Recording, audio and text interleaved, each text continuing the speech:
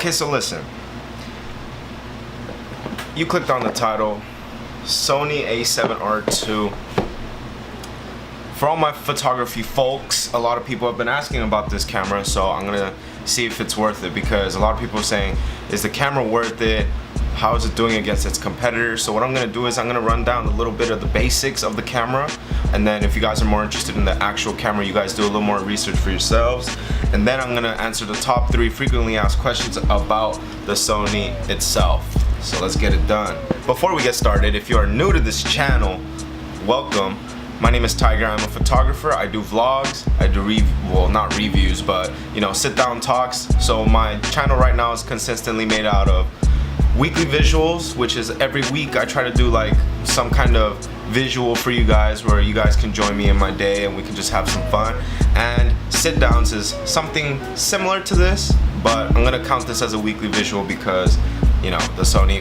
Anyways, yeah, so weekly visuals and sit downs. If you guys want to have a good time with me, please subscribe, turn on the post notifications, and like this video.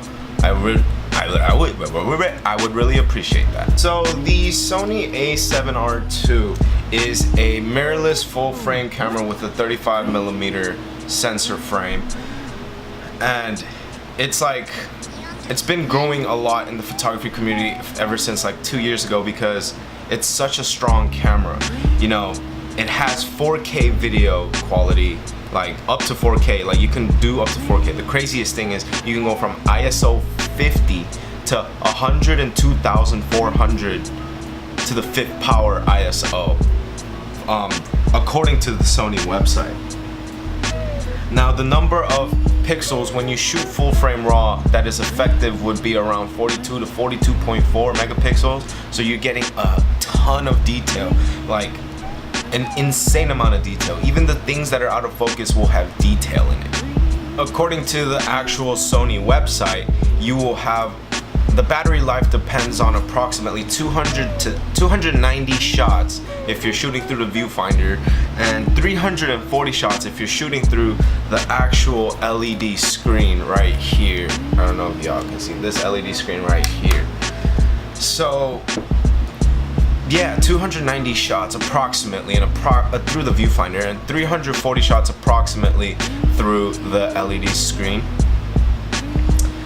But to my knowledge, since I own the camera, when you turn off the camera itself, it does still drain a little bit of that battery, so keep that in mind. Using this camera to shoot videos, you will also, besides that you can shoot in 4K quality, you have a 5-axis steady shot stabilizer. So you have a built-in stabilizer in your camera when you're actually shooting it, and then if you add like an extra like stabilizer like a Ronin or I forget what the other ones are called, but yeah, like it'll be super stable. The lens compatibility will be similar to that of the Nikon. It is an E-mount lens. You can put Sony E-mount, any Sony that has the E-mount on it, you can put it on there. And a lot of people have been asking me about other lens choices that you can potentially put on there, but we'll get to that in the frequently asked questions. The last little basic that I do want to, let me get this down.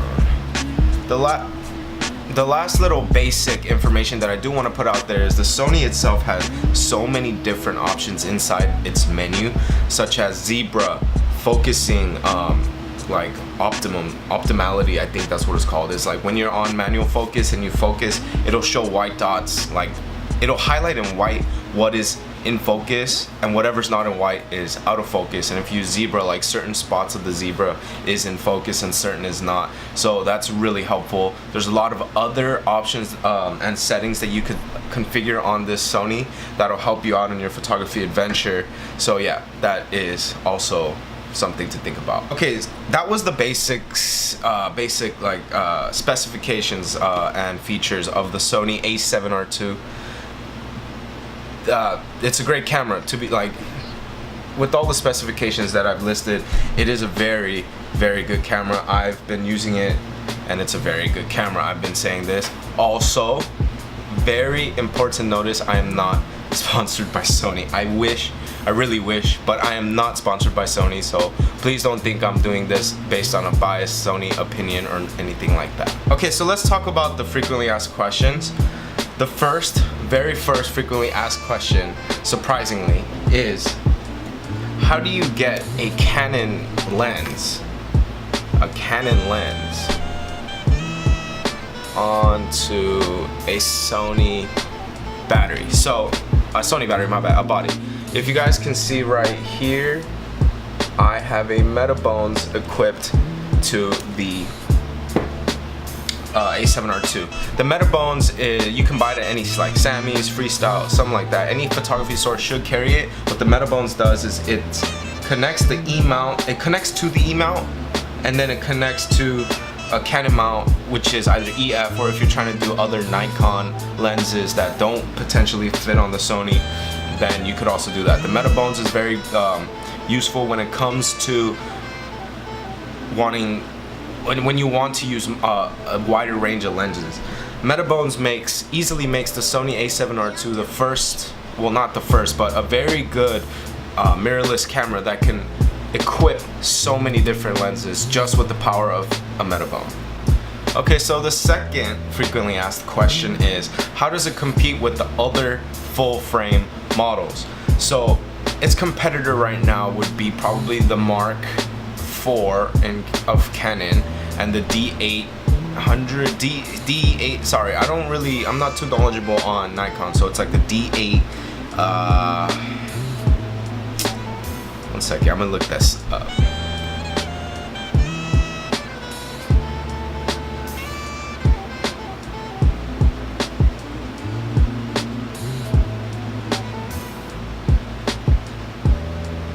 But yeah, the Nikon D8 something and the Canon Mark IV.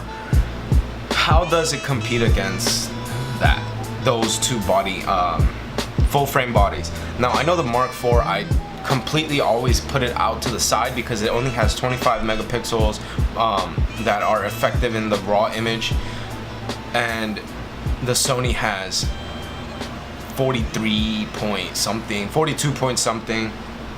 Also, the Mark IV is also $1,000 more expensive. Now, people will continue to buy this Canon because they are into this traditional mirror back camera, full frame camera. This is a mirrorless camera, so obviously when you look through the viewfinder, it's an electronic viewfinder.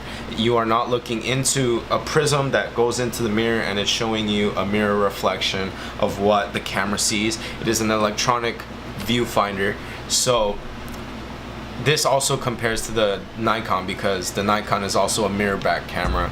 So the mirrorless is where the strength of the Sony comes in, because you know, you don't have to worry about like your mirror getting locked up and all that other stuff. And that's why I think it is, you know, it's a very good competition to the other models. I don't like the Canon Mark IV, and that's just my personal opinion. And I tried to shoot with the Nikon before, but their buttons are way too complicated for me. The Sony does have a lot of buttons, like so, but they're a little more straightforward to me, and it's much more fun to use. Also, a brand new Sony will run you about like $2,000 for the body, and the Canon, just the body, would probably be like anywhere from $2,500 to $3,000, and then the Nikon is also around that area too. So even price-wise, just the body only, I think the Sony works better. Finally, the third most asked question about this is actually, how does a Sony A7R2 compare to an A7S II? Now, I am aware that the A7R3 and the A7S3, well, the R3 came out. I don't know if the S3 came out yet, but here is the difference. The A7S II is made for filming, and the A7R2 is made more for photography. The A7S II has a anywhere from 20 to 25 megapixels on a raw file when you take photos, but you get so much more frame rates per second when you shoot video on that camera. Now, in exchange, the A7R2 has up to 42 to 42.4 megapixels that are effective in the raw image, but you lack some you lack frame rate per second when you are shooting video. Now you still get 60 frame rates per second at 1080p on this camera though. So with that being said, for the price ranges being very competitive and very similar, I believe the A7S II, since it's been out a little longer, is a little cheaper if you buy it used or whatnot. But I think if you guys are into photography and want to do a little bit of film here and there, you would definitely go with the A7R II. But if you're getting the camera for film purposes and want to do a little bit of photography on the side, then the A7S II would be the way to go. Aesthetically, like when you hold the two cameras in your hand, they look identical. Like literally, probably like maybe one tiny button is offset. Also, I believe the A7S II can carry up to 2 SD cards, and the A7R II can take up to 1. Don't quote me on that. I might be a little wrong, but that's what I thought is true, what I think is true. But yeah, so think about it this way: the R2 should be for photographers which if a photographer buys the R2, they will still be given the opportunity to do great filming, you know, like great production, like it's gonna look good. But if you are more into this camera for film purposes, then get the S2 and you'll still get pretty crisp images through the S2. All in all, the camera is great. A7R II, love the camera. This is my first full frame camera that I've ever purchased. Before that, I was using Canon, and I love the simplicity of Canon, but I moved over to Sony because it's mirrorless and it's honestly amazing. And that is my personal opinion on it. Everyone else has their different opinions on cameras because it's personal taste, personal preferences. Now, to answer the question, is the Sony A7R II worth it?